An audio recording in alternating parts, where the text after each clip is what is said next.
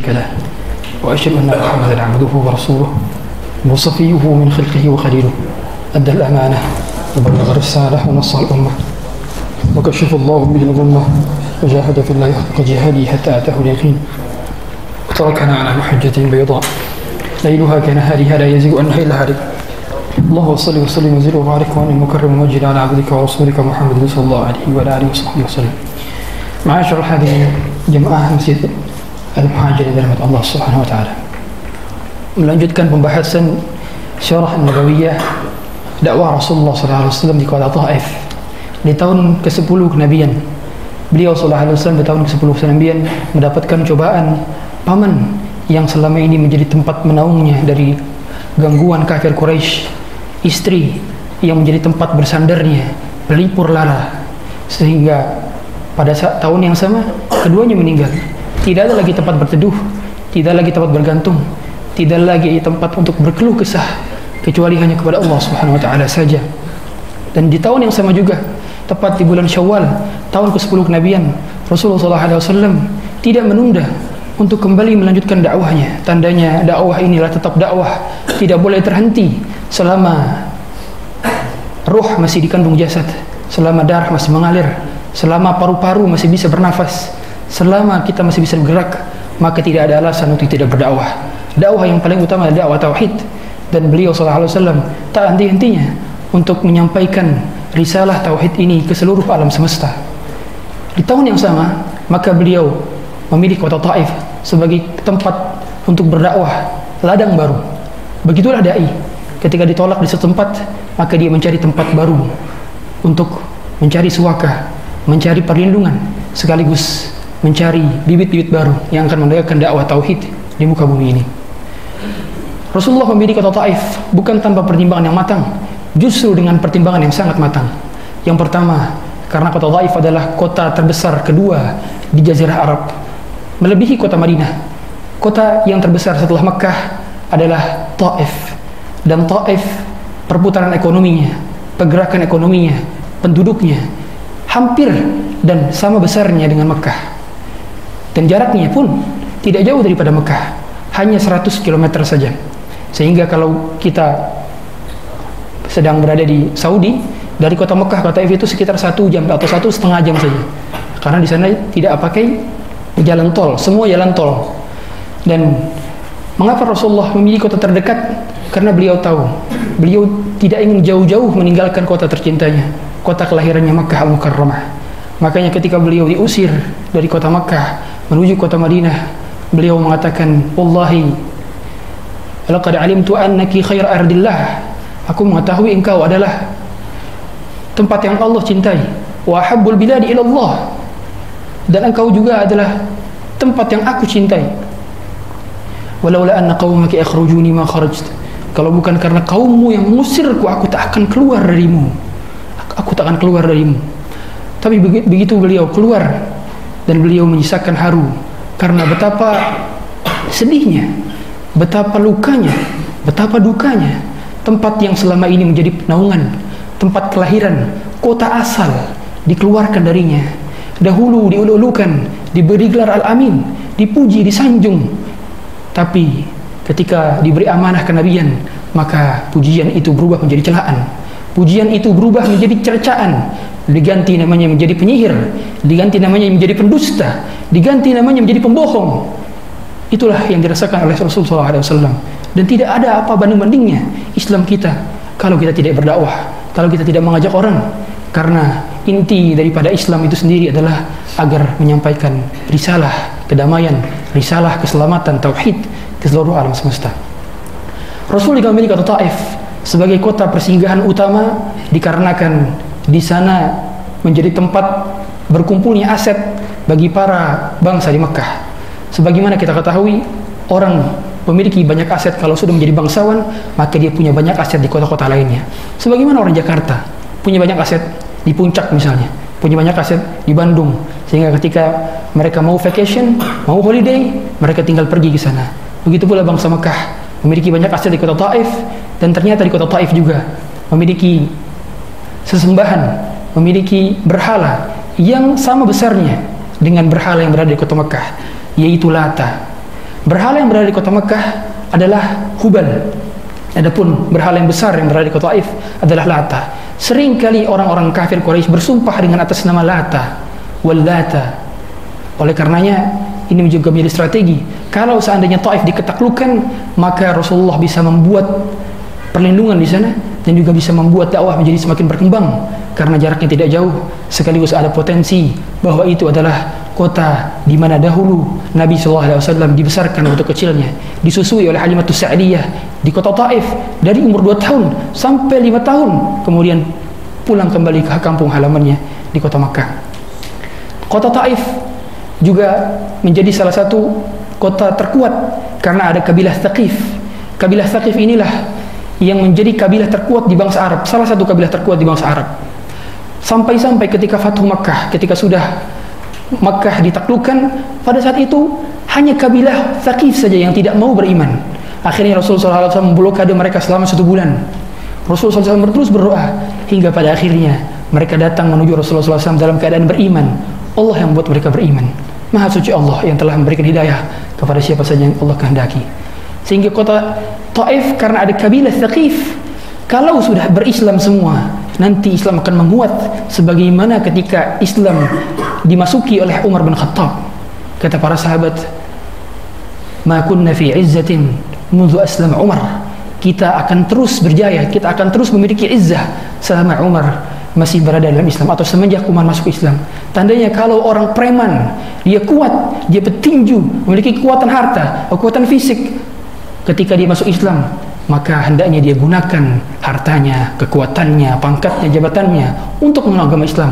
Apapun jabatan Anda, sekecil apapun pengaruh Anda, kalau sudah Anda beragama Islam, maka bantulah dan tolonglah dakwah. In tansurullah yansurkum wa yuthabbit aqdamakum. Maka niatkanlah kalau Anda naik pangkat jadi GL, jadi section, jadi Dephat, jadi PM, jadi OM, atau jadi orang-orang yang berada di HU misalnya, maka niatkanlah semua agar bawahan-bawahan Anda semakin taat kepada Allah. Punya bawahan harus dipengaruhi, suruh ngaji, harus dipengaruhi, suruh sholat berjamaah, karena kita akan juga ditanggung jawabkan di hadapan Allah Subhanahu Wa Taala. Jangan sampai jabatan kita hanya sekedar untuk mencari pundi-pundi harta belaka. Kemudian Rasulullah SAW pergi bersama sahabatnya Zaid bin Harithah. Beliau pergi berjalan kaki, tidak menunggangi kuda, tidak menunggangi keledai, tapi berjalan kaki. Dan beliau tidak memilih sahabat yang besar badannya atau sahabat yang kuat berperangnya, kuat kelahinya, tapi beliau memilih Zaid bin Harithah sebagai teman seperjuangan, anak angkat beliau. Yang pada saat itu sudah ada Umar bin Khattab. Umar bin Khattab masuk Islam di tahun ke-6 kenabian, tapi beliau memilih Zaid bin Harithah. Tujuannya, strateginya agar orang-orang kafir Quraisy tidak mengira bahwa Nabi SAW akan membuat makar nanti di sana, sehingga mereka tidak mencurigai. Tandanya di dalam Islam ada siasat, ada politics. Ini menjadi bantahan bagi orang-orang yang mengatakan la siyasata fid din wala dina fi siyasah. Ada siasat, ada politik, tapi politik dan siasat yang jauh dari kecurangan, jauh dari kedustaan, jauh dari segala macam kebohongan. Inilah politik yang sesuai dengan ajaran Islam. Adapun politik-politik menyebabkan orang semakin bertambah dosanya, hanya menjadikan mereka masuk ke dalam api neraka semakin dekat. Tapi politik yang dilakukan oleh Rasulullah SAW adalah sesuai dengan yang Allah perintahkan. Rasulullah SAW akhirnya berangkat menuju kota Taif. Dan di kota Taif beliau pertama kali menemui dengan 3 anak dari Amr bin Umair, yaitu Abu Hubail, yang kedua adalah Habib, dan yang ketiga adalah Mas'ud. Ketiga-tiganya menolak dakwah Rasulullah. Mereka yang pertama di antara mereka berkata, "Aku akan koyak-koyak Ka'bah bila Allah mengutusmu menjadi Rasul." Dia tidak hanya menghina Muhammad, tapi juga menghina Tuhannya Muhammad, karena dia berusaha untuk mengatakan, "Saya akan mengoyak Ka'bah apabila Allah mengutus menjadi Nabi." Salah satu di antara mereka lagi berkata, "Mengapa Allah menjadikanmu sebagai Nabi? Mengapa bukan 2 orang yang menjadi pembesar di antara 2 kota Makkah dan Taif?" Wa qalu laula nuzila hadzal Qur'an wa 'ala rajulin minal qaryatayn 'azim. Mereka mengatakan, Allah abadikan dalam Quran, mengapa Quran ini tidak diturunkan kepada 2 pembesar dari kota besar, yaitu Al-Walid ibn Mughirah dan Urwah ibn Mas'ud. Mereka protes. Mengapa yang menjadi nabi bukan Urwah saja atau bukan Walid bin Mughirah saja? Mengapa harus anak muda sepertimu? Dan di antara mereka juga tidak ada yang mau beriman ketiga-tiganya. Sampai akhirnya Rasulullah SAW mengatakan kepada mereka, kalau begitu, aku hanya minta satu permintaan. Kalau engkau tidak terima dakwahku, maka tolong rahasiakan percakapan ini. Jangan sampai orang-orang yang berada di kota Makkah mengetahui percakapan kita. Tapi apa boleh buat? Ternyata justru mereka tidak hanya membongkar rahasia percakapan Rasulullah SAW, tapi juga memanggil anak-anak, memanggil budak-budak, memanggil orang-orang bodoh untuk menghina, mencerca, memukul, melempar dengan batu hingga kepala Rasulullah SAW berdarah. Zaid bin Harithah sudah berusaha untuk menghalaunya, sudah berusaha untuk menghindarkan dari batuan yang menerka Rasulullah SAW, tapi tak mampu. Kepala Zaid bin Harithah berdarah, kakinya bercorak, pun bajunya rusak, hingga pakaian Rasulullah berdebu. Sampai-sampai tidak hanya sampai di situ saja, tapi Rasulullah SAW mau terus untuk berdakwah selama 10 hari di sana. Tapi apa boleh buat?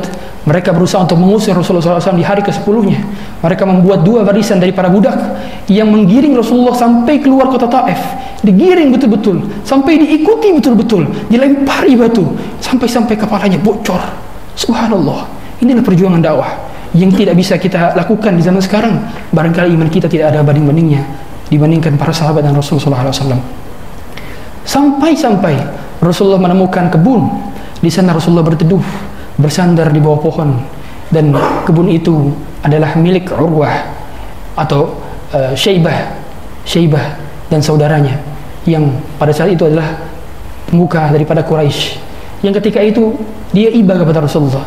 Dia mengirimkan budaknya untuk mengirimkan 1 tangkai daripada anggur untuk diberikan kepada Rasulullah SAW. Budaknya kebetulan bernama Addas, dan Addas inilah yang menjadi salah seorang yang mu'alaf ketika itu.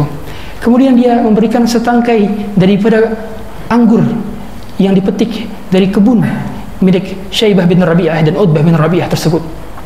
Sehingga tatkala itu Rasulullah SAW dan Zaid bin Harithah memakan dan mulai dengan mengucapkan basmalah. Addas takjub, terkagum, perkataan apa ini? Belum pernah ada orang yang mengatakan Bismillahirrahmanirrahim di kota Taif. Belum pernah ada seorang pun dari kabilah Thaqif yang mengucapkan perkataan demikian. Kemudian Rasulullah SAW memperkenalkan dirinya. Aku adalah Muhammad bin Abdullah. Kamu siapa? Apa agamamu? Kamu berasal dari mana?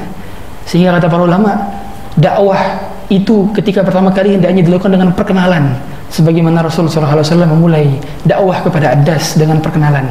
Pada saat itu akhirnya Addas mengatakan, saya adalah seorang Nasrani yang berasal dari Ninawa. Ninawa, kata Rasul, kota kampung halaman saudaraku yaitu Yunus bin Matta. Kata Addas, kamu tahu dari mana Yunus bin Matta? Iya, dia adalah seorang nabi, sama sepertiku, aku pun seorang nabi. Tanpa berpanjang lebar, tanpa berbasa-basi, maka dia langsung mengucapkan, diajarkan oleh Rasulullah, asyhadu an la ilaha illallah wa anna Muhammadar Rasulullah. Begitu singkat keimanan tumbuh dari seorang hamba, dari seorang yang mungkin terkesan remeh, yang bahkan masuk Islam hanya lewat perantara mengucapkan Bismillahirrahmanirrahim saja. Sedangkan ada di luar sana, dengar kajian setiap hari, dengar ceramah setiap hari, tahu ada pengajian, tapi mereka tidak mengikutinya. Sedangkan orang ini hanya melihat dengan mengucapkan basmalah, langsung mengucapkan asyhadu an la ilaha illallah wa anna Muhammadar Rasulullah. Tanpa panjang lebar, dia mengecup kedua tangan Rasulullah, kedua kaki Rasulullah, kening Rasulullah SAW dia kecup. Tapi apa boleh buat, Utbah bin Rabi'ah dan Syaibah bin Rabi'ah melihat keadaan semacam ini, dia tidak senang budaknya masuk Islam. Hingga akhirnya Rasulullah SAW kembali lagi diusir dari perkebunan tersebut.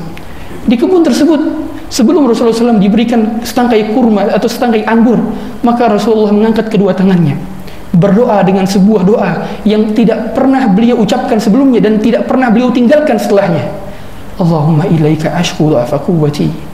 Ya Allah, hanya kepada Engkaulah aku menyandarkan kelemahanku, wa qillat hilati, ketidakberdayaanku, wa hawani 'alan nas, kehinaanku di hadapan manusia, Kalau dahulu aku dimuliakan, sekarang aku dihinakan.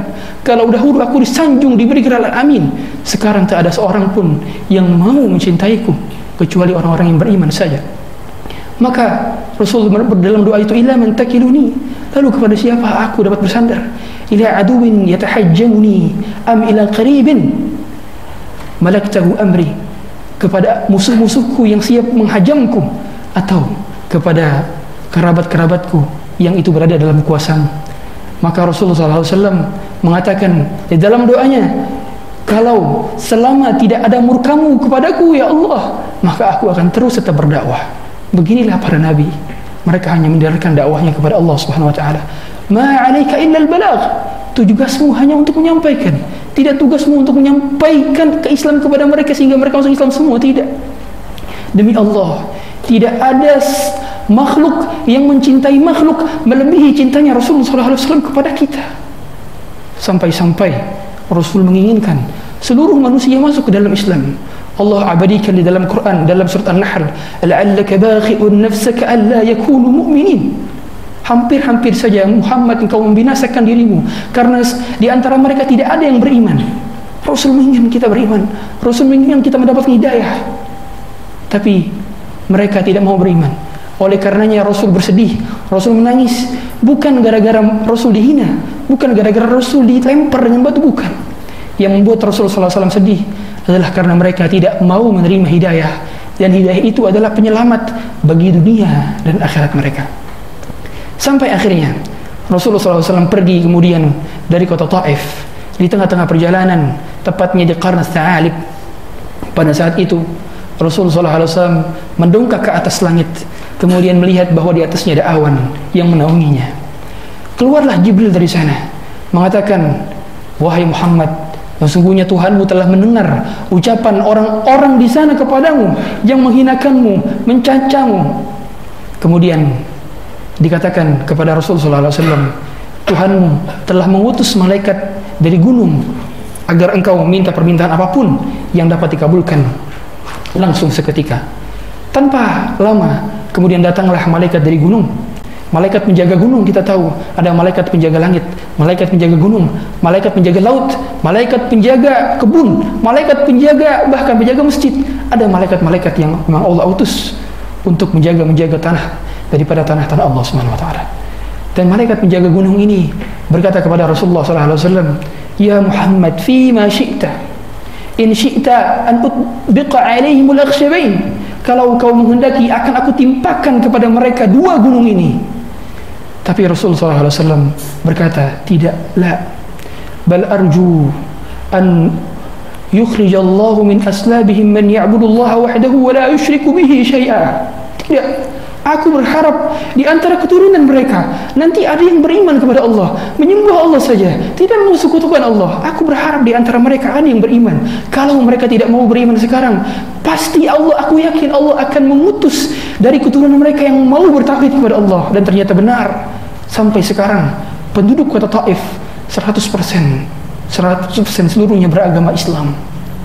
Seandainya pada saat itu Rasulullah mengiyakan daripada tawaran malaikat penjaga gunung, mungkin saat ini kota Taif sama sekali tidak ada yang orang masuk Islamnya.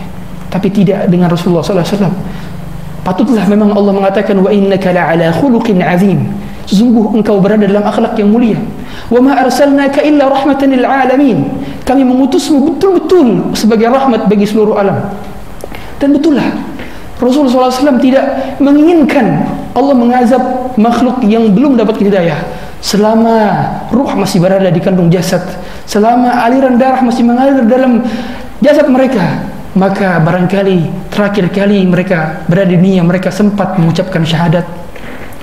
Betullah akhirnya meskipun Rasul tidak memilih untuk agar Allah mengazab kota Makkah dan kota Taif, tapi setelah itu ada hikmah di balik itu.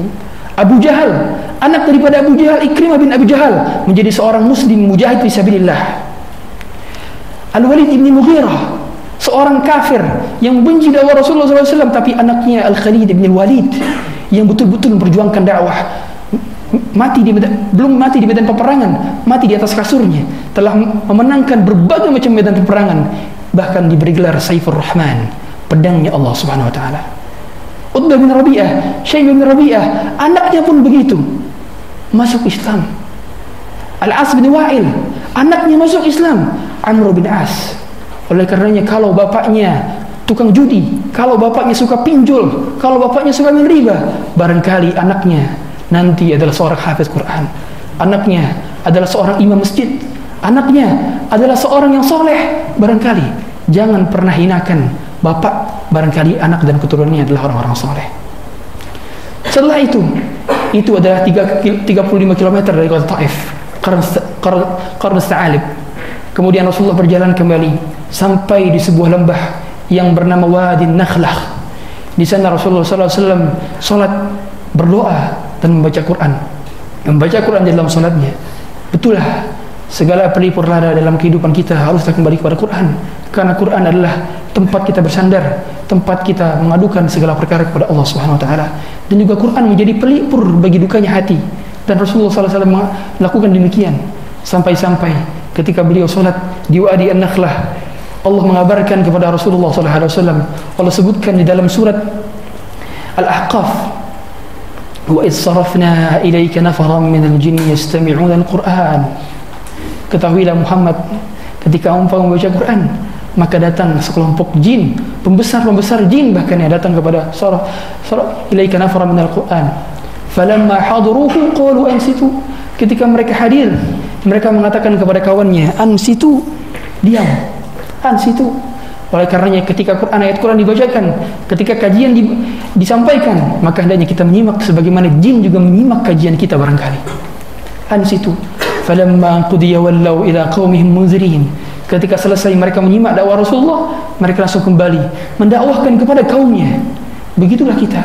Dengar kajian, 1, 2 kajian, sampaikan kepada keluarga kita di rumah. Buat kajian lagi di rumah, membahas, murojaah. Begitulah jin yang mereka melakukan kepada keluarga-keluarga mereka. Mereka berkata, qalu ya qaumana inna sami'na kitaban unzila min ba'di Musa musaddiqan lima bayna yadayhi yahdi ila al-haqqi wa ila tariqin mustaqim. Jin ini berkata, wahai kaumku, sesungguhnya kami telah mendengar sebuah kitab yang membenarkan kitab sebelumnya, yaitu kitab Taurat. Dan kitab ini menunjuk kepada kebenaran sekaligus menunjuk kepada jalan yang lurus. Ya qaumana ajibu da'i Allah. Wahai kaumku, masuklah ke dalam Islam, ikutlah, jemputlah hidayah. Ada kajian, ikutlah. Ajibu da'i Allah. Yaghfir lakum min dhunubikum wa yujirkum min adzabin alim.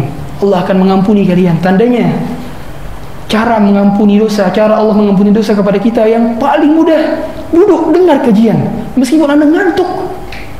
Mengapa? Dalilnya ayat ini. Karena kalau kita menyeru panggilan Allah, menyeru kepada seruan daripada Allah, menjawab seruan Allah, maka duduknya kita di kajian, barangkali keluar daripada kajian, setelah itu dosa-dosa kita berguguran layaknya bayi yang baru lahir. Kemudian pada saat itu akhirnya sekelompok jin beriman. Ini menjadi pelipur bagi lukanya Rasulullah SAW. Seolah-olah Allah ingin menghibur hati Rasulullah SAW. Kalau mereka para pembesar di kota Taif tidak mau beriman kepadamu, engkau telah berdakwah 10 hari di sana, tidak ada yang beriman kepadamu, bahkan hinaan dan cercaan yang didapatkan olehmu dari mereka, maka semoga keimanan jin ini dapat menghibur hatimu. Allah menghibur hati Rasulullah SAW. Sampai akhirnya beliau masuk ke kota Makkah kembali bersama Zaid bin Harisah. Zaid bin Harisah bertanya kepada Rasulullah, ya Rasulullah, bagaimana mungkin kita dapat masuki kota yang telah mengusir kita? Tapi jawab Rasulullah SAW, sesungguhnya Allah bersama kita.